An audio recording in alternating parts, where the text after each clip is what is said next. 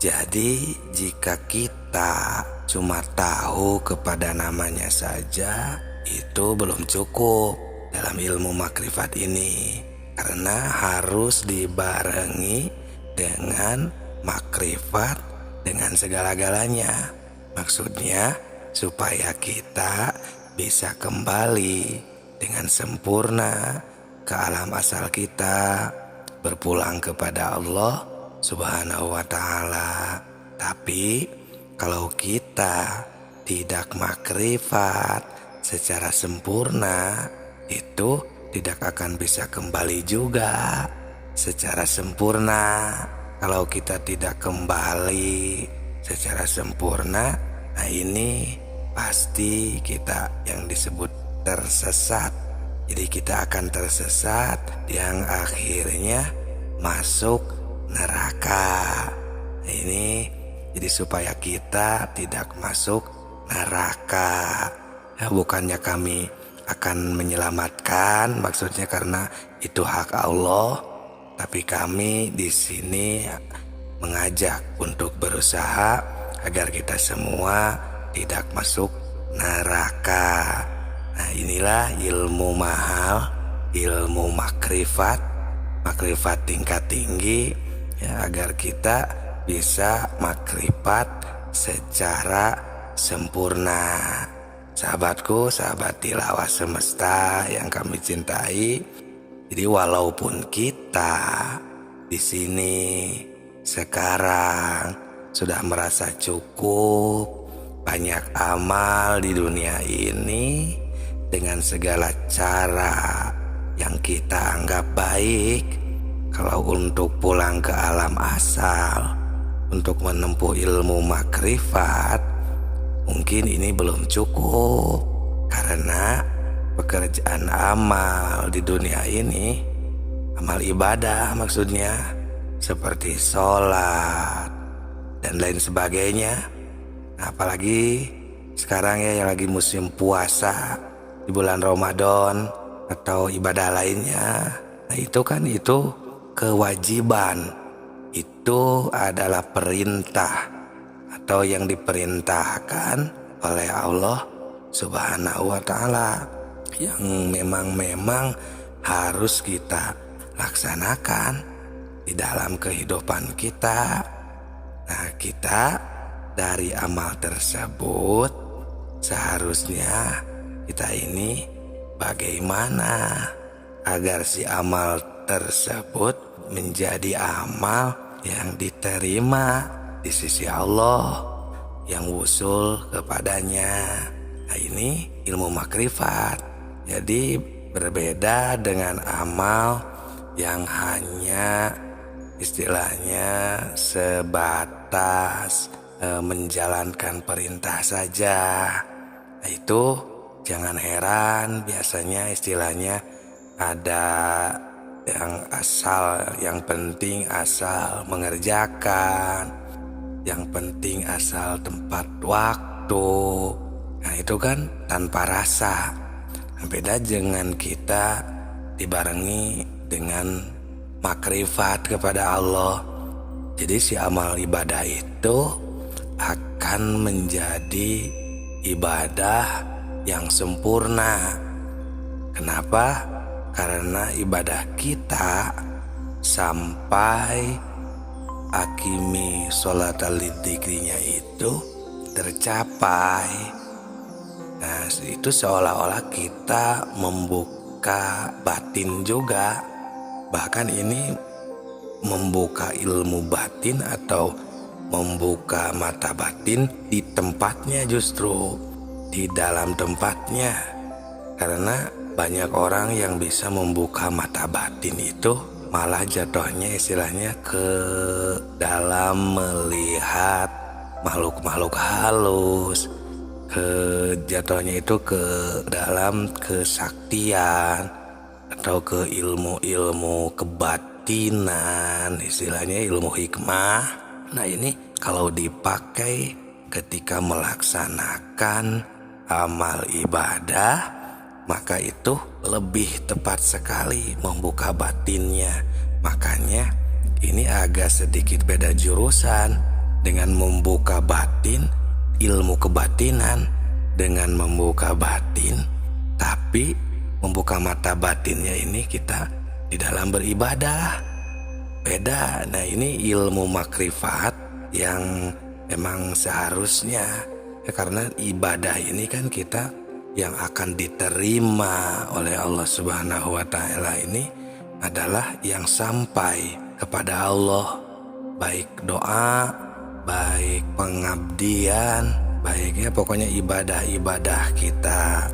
Nah, sahabatku, itulah pentingnya makrifat secara sempurna, karena pekerjaan amal di dunia ini seperti sholat ya tadi ya, puasa dan lain sebagainya, itu kan untuk bekal di akhirat istilahnya, karena ini perintah dan kewajiban kita selaku hamba Allah Subhanahu wa Ta'ala yang masih diberikan hidup di dunia ini. Agak berbeda dengan istilahnya pulang kepada Allah, bermakrifat kepada Allah, karena kita sesudah punya bekal contohnya ya, untuk kita pulang kita harus tahu terlebih dahulu kemana si perbekalan ini akan kita bawa. Ya, di sini berlakunya ayat yang wa ma kana fi hadihi a'ma fahuwa fil akhirati a'ma, agar kita tidak buta di dunia ini, maka kita harus bisa membukakan atau menyembuhkan penyakit buta hati ini terlebih dahulu. Kita sambil melaksanakan ibadah, sambil ini berjalan terus agar menjadi sebuah pelatihan dihayati, karena kita dalam beribadah ini harus benar-benar dijaga agar ibadah kita diterima, yang ujungnya supaya kita tidak masuk neraka. Nah, karena Allah juga sudah menerangkan di sini kan butanya itu bukan buta mata yang ada di kepala ya, tapi Allah juga di sana menerangkan fa innaha la ta'mal absor walakin ta'mal qulubil lati bisudur. Yang buta itu bukan matamu yang itu, tapi mata hati yang ada di dalam dadanya. Ta'mal qulub yang ada di dalam hati, allati fis sudur yang ada di dalam dadanya. Nah, ini kita sekarang kita akan membongkarnya ya, karena ini ta'abun nafsi, harus benar-benar ya terus dipelajari, istilahnya memeras keringat ya, sugulul kolbi juga harus semangat ya, dorongan dari hati, wasidatul hisabi, dan harus banyak perhitungannya agar kita ini lebih memahami secara sempurna ya ketika kita melaksanakan amal ibadah kita sehari-hari. Contoh sekarang ya, kita melaksanakan sholat contohnya ya. Sholat ini kan harus sesuai, karena definisi dari sholat itu adalah silatun, berhubung atau hubungan. Silatun bainal abdi wa rabbi, hubungan antara si abdi dan Gusti, si hamba dan Robnya. Nah, jadi cara menghubungnya gimana agar kita bisa terhubung? Nah, maka dari awal kita melaksanakan sholat ya, sesuai rukun-rukun sholat yang ada di dalam ilmu syariat, yang tepatnya ilmu fikih ya, kita sudah hafal, kita sudah berjalan. Nah ya, yang diawali dengan niat, takbiratul ihram, baca Fatihah, itu dari awal itu ya kita harus mulai terhubung, saudaraku. Bagaimana cara menghubungkannya? Ya kita yang berdosa banyak ini gitu ya, kita yang sedang mau melaksanakan sholat ini, kita hubungkan itu dengan menyadarkan diri ya, menolkan segala pikiran, Cara mengenolkannya, cara mengosongkannya yaitu dengan menghubungkan tadi. Jadi dengan cara terhubung itu akan langsung otomatis kita tidak banyak membayangkan dan pikiran selain daripada Allah. Maka harus menghubungkannya berarti kepada Allah Subhanahu wa ta'ala. Dengan cara seperti ini kan kita diawali dengan niat Allahu Akbar, kan niat kami mau sholat, melaksanakan sholat 4 rakaat contohnya ya. Nah, karena Allah Ta'ala. Nah di sana itu kita menghubung ya, bermaksud mau melaksanakan sholat. Karena niat itu qasdu syai'in kan. Di dalam kitab Safinah itu ya harus ada maksud mau melaksanakan sholat. Mulai di sana si hati itu tidak memikirkan yang lain-lain, tapi bermaksud fokus akan melaksanakan sholat. Nah kemudian takbiratul ihram kan, sambil takbiratul ihram Allahu Akbar. Nah dari sana mulai kita sambungkan hubungan frekuensi si hati ini kepada Allah Subhanahu wa ta'ala. Dengan kita Allahu Akbar itu kan Allah ya, nama Allah maupun zat Allahnya itu sendiri kita harus langsung terasa akbarnya itu ketika takbir Allahu Akbar. Masya Allah, Allahnya akbarnya itu terasa sekali. Sampai akbarnya Allah itu ya, maha besarnya Allah itu sampai bisa menakdirkan kita melaksanakan sholat, menakdirkan kita bisa melihat, bisa berucap, bisa menggerakkan tangan ya, bisa menghendaki telinga ini bisa mendengar. Nanti terus itu ya akbarnya itu sampai kita merasakan Allah ada di mana-mana, menakdirkan sholat, menakdirkan gerak, menakdirkan bisa melihat, mendengar dan lain sebagainya. Nah setelah itu beres takbir kan, doa iftitah ini wajjahtu kan, di sana ada kalimat itu ya, Allahu Akbar kabira walhamdulillahi katsira wa subhanallahi bukrata wa asila, ini wajjahtu wajhiya. Nah di sana mulai hanya kepada Dia yang menakdirkan kita hati ini, hubungkan terus dengannya. Nah karena itulah ini wajjahtu, menghadapkan wajah hati ini kan, lilladzi fatrus samawati wal ardh, sampai kita inna sholati wa nusuki wa mahyaya wa mamati. Sholat ini, hidup ini, ibadah ini, mati ini lillah, semuanya oleh Allah. Jadi semuanya kehendak Allah. Nah beres doa iftitah lanjut bismillahirrahmanirrahim, asma Allah ya. Kita ini dengan asmanya, kita ini takdirnya, perintahnya. Karena kalau tidak ada Dia, kita tidak bisa berbuat seperti ini. Terus alhamdulillahirabbil alamin, terus terhubung kita ya, konsentrasi penuh kita ini menghubungkan jiwa kita dan raga ini kepada Allah Subhanahu wa ta'ala. Kita ini terus konsentrasi ketika kita melaksanakan ibadah ini, terus baca-baca gitu ya, doa-doa sholat, ada gerakan ruku, sujud, pokoknya kita sampai ke istilahnya alam terbawah kita, bahwa kita ini tidak punya apa-apa, hina, nol pokoknya sama sekali. Makanya ada gerakan sujud itu kan simbol dari merendahkan diri kita.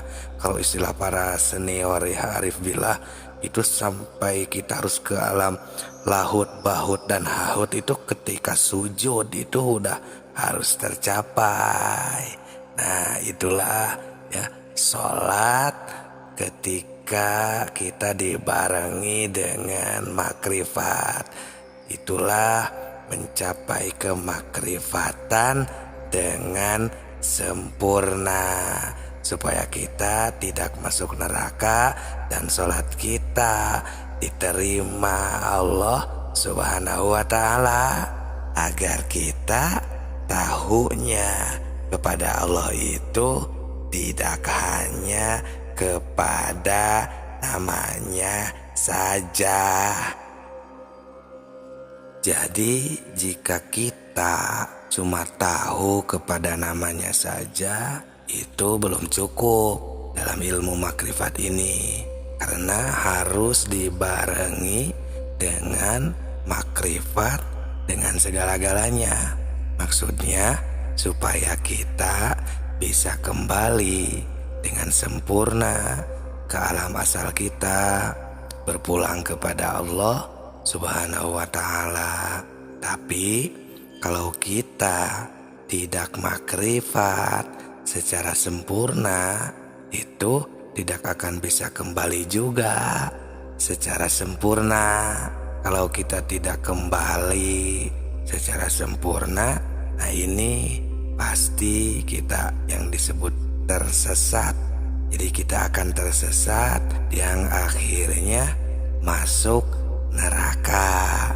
Nah ini jadi supaya kita tidak masuk neraka. Ya, bukannya kami akan menyelamatkan, maksudnya karena itu hak Allah, tapi kami di sini mengajak untuk berusaha agar kita semua tidak masuk neraka. Nah inilah ilmu mahal, ilmu makrifat tingkat tinggi, ya, agar kita bisa makrifat secara sempurna. Sahabatku, sahabat tilawah semesta yang kami cintai, jadi walaupun kita di sini sekarang sudah merasa cukup banyak amal di dunia ini dengan segala cara yang kita anggap baik, kalau untuk pulang ke alam asal untuk menempuh ilmu makrifat, mungkin ini belum cukup, karena pekerjaan amal di dunia ini, amal ibadah maksudnya, seperti sholat dan lain sebagainya. Nah, apalagi sekarang ya yang lagi musim puasa di bulan Ramadan atau ibadah lainnya.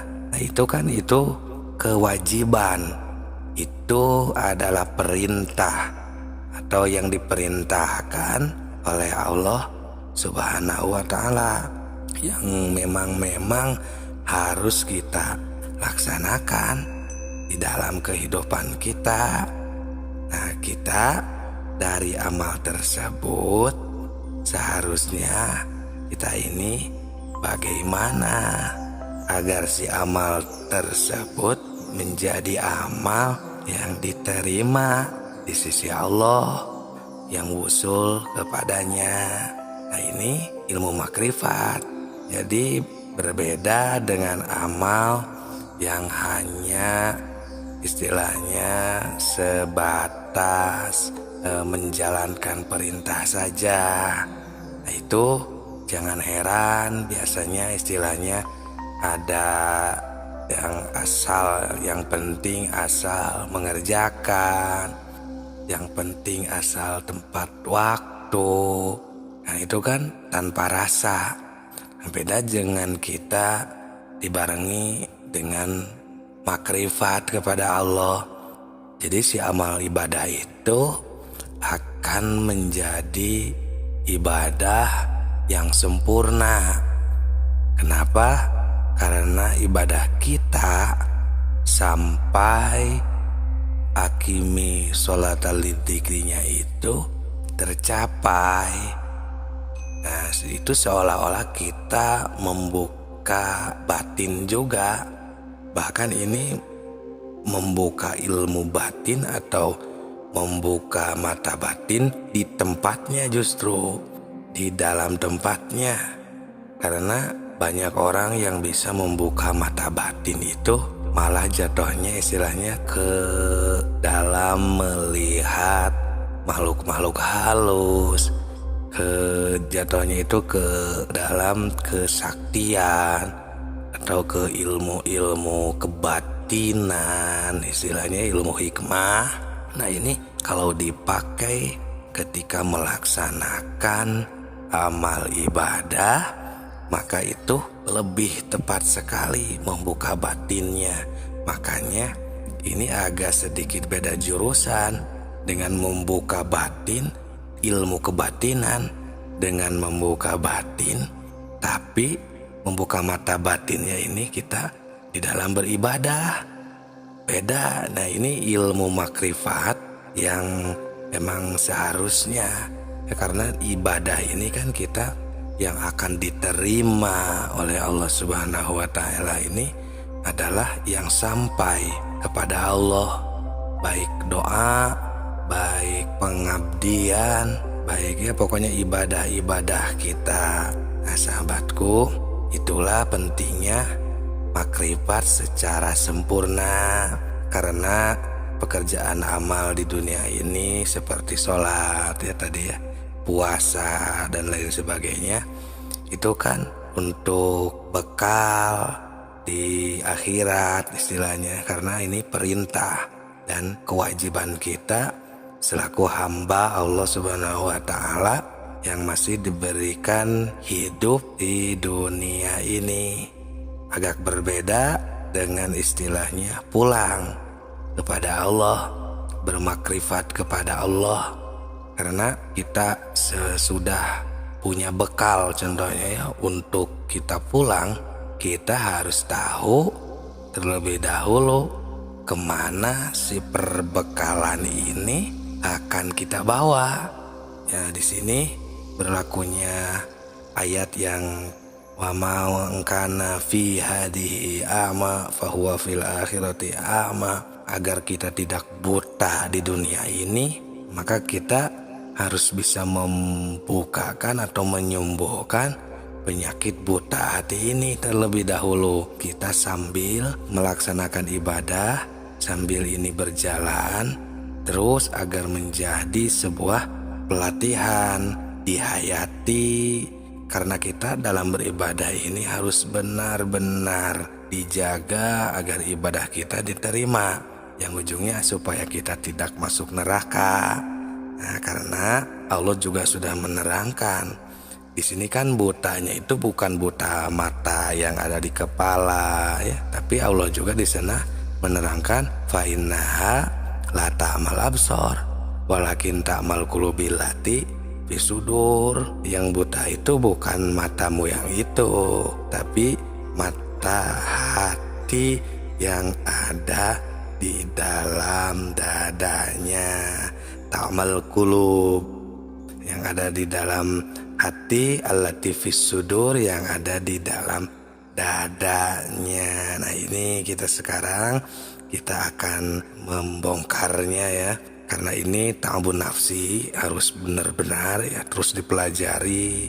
Istilahnya memeras keringat ya, sugulul kolbi juga harus semangat ya, dorongan dari hati, wasidatul hisabi, dan harus banyak perhitungannya agar kita ini lebih memahami secara sempurna ya ketika kita melaksanakan amal ibadah kita sehari-hari. Contoh sekarang ya, kita melaksanakan sholat contohnya ya.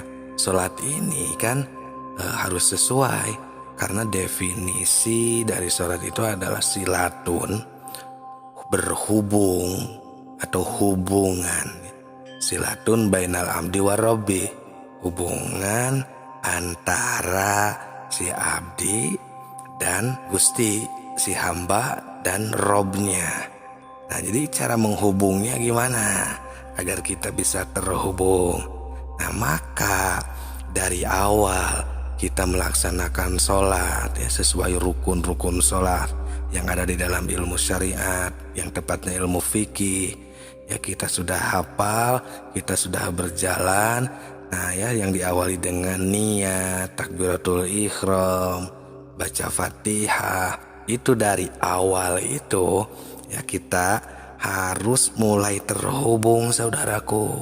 Bagaimana cara menghubungkannya? Ya kita yang berdosa banyak ini gitu ya, kita yang sedang mau melaksanakan sholat ini, kita hubungkan itu dengan menyadarkan diri ya menolkan segala pikiran. Cara mengenolkannya, cara mengosongkannya yaitu dengan menghubungkan tadi.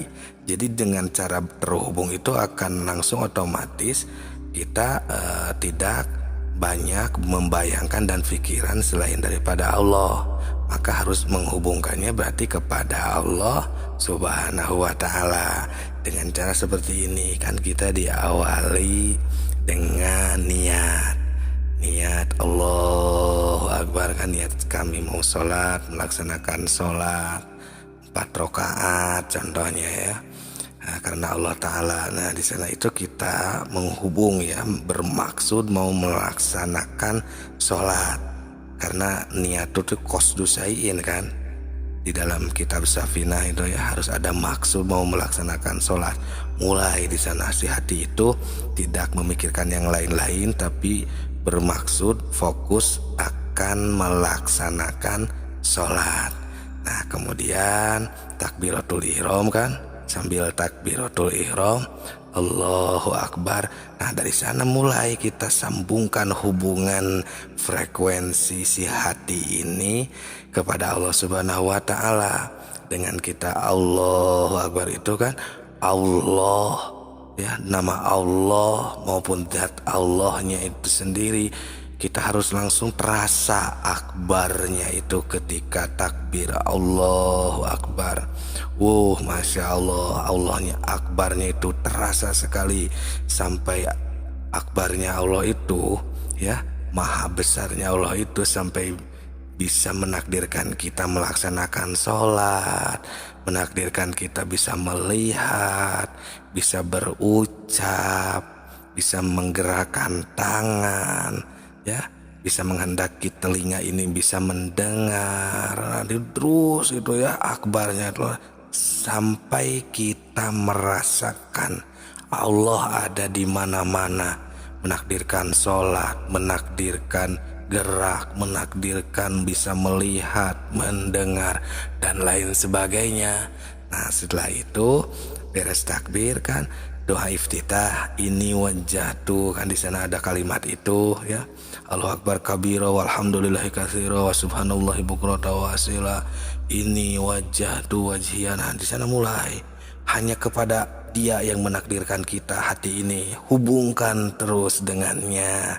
Nah karena itulah ini wajjahtu, menghadapkan wajah hati ini kan, lilladzi fatras samawati wal ardh, sampai kita inna sholati wa nusuki wa mahyaya wa mamati. Sholat ini, hidup ini, ibadah ini, mati ini lillah, semuanya oleh Allah. Jadi semuanya kehendak Allah. Nah beres doa iftitah lanjut bismillahirrahmanirrahim, asma Allah ya. Kita ini dengan asmanya, kita ini takdirnya, perintahnya. Karena kalau tidak ada Dia, kita tidak bisa berbuat seperti ini. Terus alhamdulillahirabbil alamin, terus terhubung kita ya, konsentrasi penuh. Kita ini menghubungkan jiwa kita dan raga ini kepada Allah Subhanahu wa ta'ala. Kita ini terus konsentrasi ketika kita melaksanakan ibadah ini. Terus baca-baca gitu ya, doa-doa sholat, ada gerakan ruku, sujud. Pokoknya kita sampai ke istilahnya alam terbawah kita, bahwa kita ini tidak punya apa-apa, hina, nol pokoknya sama sekali. Makanya ada gerakan sujud itu kan simbol dari merendahkan diri kita. Kalau istilah para senior ya, arif billah, itu sampai kita harus ke alam lahut, bahut dan hahut. Itu ketika sujud itu udah harus tercapai. Nah itulah ya sholat ketika kita dibarengi dengan makrifat. Itulah mencapai kemakrifatan dengan sempurna, supaya kita tidak masuk neraka dan sholat kita diterima Allah Subhanahu wa ta'ala. Agar kita tahunya kepada Allah itu tidak hanya kepada namanya saja. Jadi jika kita cuma tahu kepada namanya saja, itu belum cukup dalam ilmu makrifat ini, karena harus dibarengi dengan makrifat dengan segala-galanya.